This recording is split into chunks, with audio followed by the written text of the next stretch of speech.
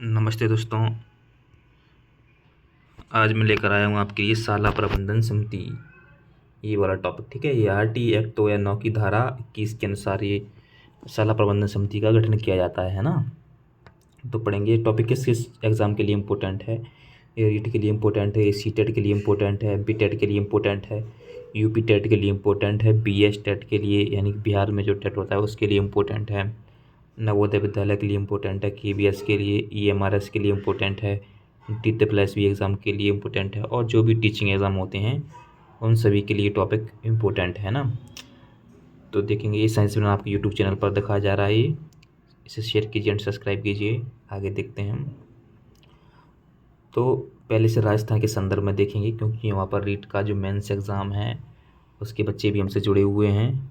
तो देखेंगे यहाँ पर जो RT हमारे देश में आया था वो 2009 में आया था, लेकिन चूँकि राज्यों को भी थोड़ी सफलता दी गई थी इसके अंदर, और बोला गया था कि जो राज्य हैं वो भी इसके अंदर क्या कर सकते हैं, अपना जो इसके अंदर संशोधन कर सकते हैं। तो इसमें संशोधन किया राजस्थान ने खुद का अपना एक RT बनाया, RT 2011। जो RT 2009 में है उसमें संशोधन करके क्या बनाया, RT 2011 बनाया।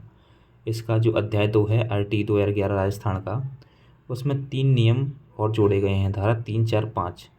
तो इनमें क्या किया गया है, स्कूल मैनेजमेंट कमेटी का प्रावधान इन 3 धाराओं में या नियमों में किया गया है। तो नियम 3 क्या कहता है कि विद्यालय प्रबंधन समिति की संरचना एवं कार्य नियम 3 में है, और नियम 4 क्या कहता है कि विद्यालय प्रबंधन समिति की कार्यकारी समिति होगी, ये पूरा काम करेगी SMC का। और नियम 5 क्या कहता है, नियम 5 कहता है कि SMC ही विद्यालय की विकास योजना तैयार करेगी। तो हमने राजस्थान के संदर्भ में ये 3 नियम देखे अभी, है ना। आगे देखते हैं। विद्यालय का क्या रोल है यहाँ पर। प्रत्येक सरकारी उच्च प्राथमिक विद्यालय में विद्यालय प्रबंधन समिति गठित होगी। और राजस्थान में 10 मई 2011 को SMC के प्रारूप को क्या किया गया, प्रारंभ किया गया। यानी 10 मई 2011 से SMC का गठन करना प्रारंभ हो गया था राजस्थान के स्कूलों में। 21 जून 2016 को SMC के प्रारूप में संशोधन किया गया। 21 जून 2016 को प्रारूप SMC का जो प्रारूप था उसमें संशोधन किया गया राजस्थान में। और वर्ष 2018 से SMC को समग्र शिक्षा अभियान, तो 2018 से SMC को किस में जोड़ दिया गया, समग्र शिक्षा अभियान जो केंद्र सरकार का एक प्रोग्राम है उसमें जोड़ दिया गया था। तो विद्यालय प्रबंधन समिति में कितनी धाराएं हैं, 30 धाराएं हैं। विद्यालय प्रबंधन समिति में 30 धाराएं जो हम पढ़ेंगे। अब ये यहाँ से जो है वो सभी एग्ज़ाम के लिए इम्पोर्टेंट है। नीचे जो मैंने ऊपर आपको जो एग्ज़ाम बताए थे, है ना, ये सभी बच्चों के लिए इम्पोर्टेंट है, उसे ध्यान से देखेंगे। विद्यालय प्रबंधन समिति की धाराएँ, विद्यालय प्रबंधन समिति की धाराएँ क्या कहती है। विद्यालय प्रबंधन समिति का नाम, इसमें विद्यालय प्रबंधन समिति का नाम क्या होगा, जो भी उस स्कूल का नाम होगा उसी के आगे जोड़कर विद्यालय प्रबंधन समिति का नाम दे दिया जाएगा, है ना। धारा 2 क्या कहती है, धारा 2 विद्यालय प्रबंधन समिति का कार्यालय व कार्य क्षेत्र। तो इसका जो कार्यालय रहेगा वो स्कूल में कोई, जैसे कि कोई रूम बना है तो उससे कर देंगे, कोई हॉल बना है उससे कर देंगे इसका ऑफिस, है ना। नहीं तो ग्राउंड में इसकी बैठक हो जाती है, तो ये भी इसका क्या हो जाएगा, इसका कार्यालय व कार्य क्षेत्र। कार्य क्षेत्र क्या होगा इसका, विद्यालय कार्य क्षेत्र होगा। विद्यालय के बाहर ये समिति काम नहीं कर सकती, है ना। आगे देखेंगे धारा 3। विद्यालय प्रबंधन समिति के उद्देश्य बताए गए हैं इसमें। विद्यालय प्रबंधन समिति क्या उद्देश्य हैं, विद्यालय के विकास की योजना तैयार करेगी, विद्यालय कोष का निर्माण करेगी, विद्यालय में संचालित की जाने वाली योजनाओं की मॉनिटरिंग करेगी, लोगों से जो अनुदान या दान प्राप्त होता है वो लेने का काम विद्यालय प्रबंधन समिति करेगी। धारा 4 क्या कहती है, विद्यालय प्रबंधन समिति की एक साधारण सभा होगी। तो SMC की 2 समितियाँ हैं, कौन कौन सी हैं, स्कूल मैनेजमेंट कमेटी है उसकी 2 समितियाँ होंगी इसके अंदर, एक तो होगी साधारण सभा और दूसरी होगी कार्यकारी सभा। तो साधारण सभा का संगठन क्या होगा, इसमें अभिभावक इन पेरेंट्स होंगे और विद्यालय के अध्यापक होंगे इसमें, और विधायक द्वारा, जो लोकल का विधायक है उसके द्वारा 2 सदस्य मनोनीत होंगे, जो गांव के लोग होते हैं तो वो होंगे, ठीक है। और विद्यालय क्षेत्र से संबंधित ग्राम पंचायत है तो वो, और वहाँ का जो पंच है और सरपंच होगा वो उसके सदस्य होंगे। पंचायत समिति है ब्लॉक स्तर पर जो होती है पंचायत समिति, जनपद सदस्य और जनपद जो अध्यक्ष होते हैं वो उसके सदस्य होंगे। और जिला परिषद पर जिला पंचायत अध्यक्ष और जिला सदस्य जो होते हैं वो अपने अपने क्षेत्र पर यहाँ पर क्या होते हैं, सदस्य होते हैं, ना। और निकायों संबंधित सदस्य है, यानी कि अगर नगर में है तो नगर पंचायत, नगर परिषद और जो होती हैं उनके पार्षद और अध्यक्ष इसमें क्या होते हैं, सदस्य होते हैं। धारा 5 साधारण सभा का संगठन संबंधित सदस्यों से मिलकर किया जाएगा।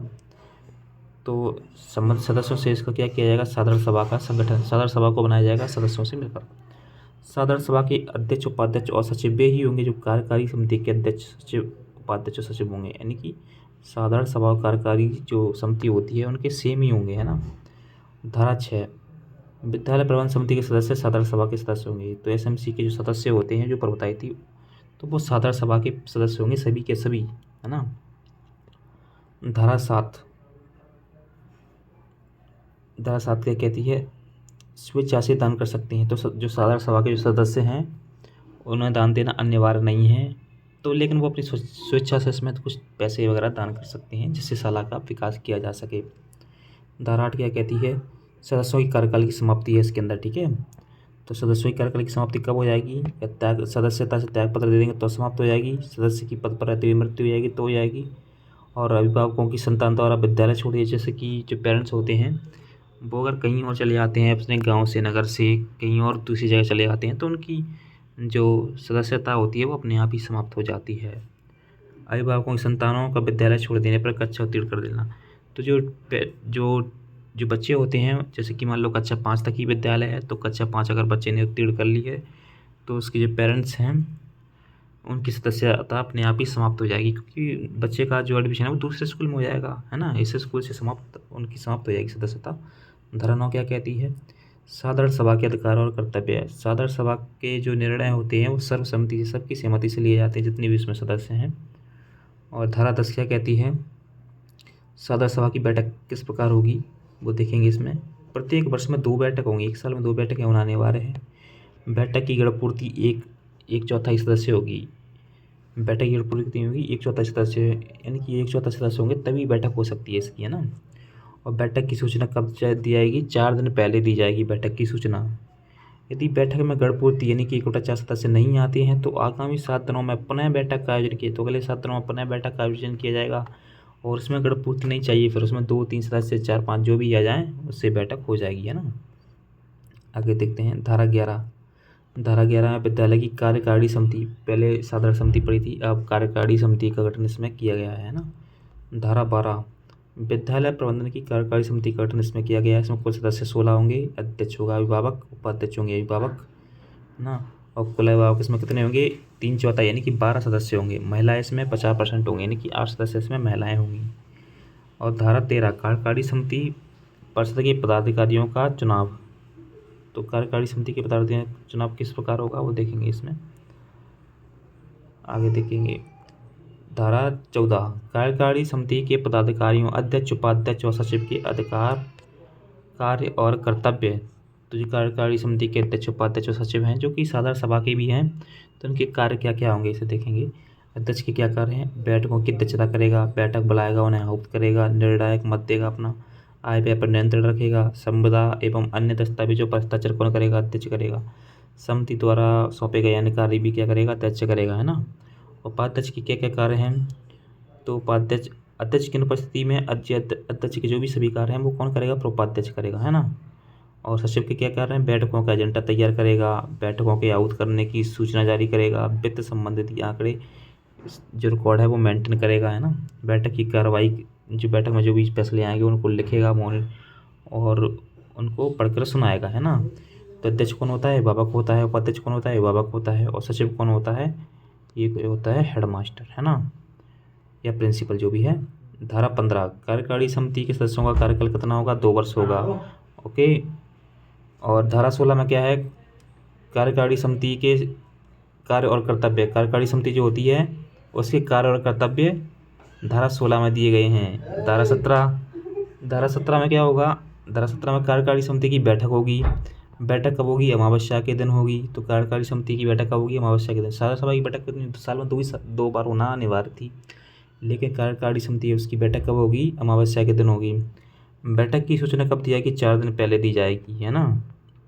बैठक की सूचना 4 दिन पहले जरूरी है। और यदि बैठक में गणपूर्ति नहीं होती है तो आगामी 7 दिनों में पुनः बैठक की जाएगी।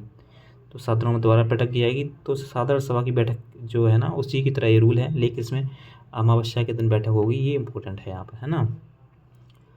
धारा 18, कार्यकारिणी समिति की परिषद जो गणपूर्ति है वो 1/3 होगी। तो उसमें कितनी थी, इसमें थी 1/4 थी, इसमें 1/3 होना आवश्यक है सदस्यों की उपस्थिति, है ना।